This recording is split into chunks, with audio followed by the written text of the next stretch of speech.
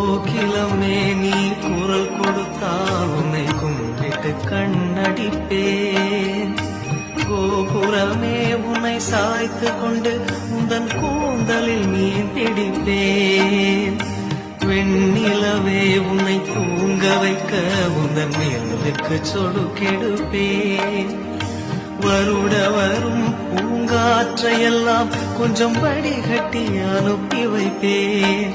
என் காதலின் தேவையை காதுக்குள் ஓதி வைப்பேன். உன் காலடி எழுதிய கோலங்கள் புது கவிதைகள் என்றுரைப்பேன். இது சொர்க்கமா நரகமா சொல்லடி உள்ளபடி நான்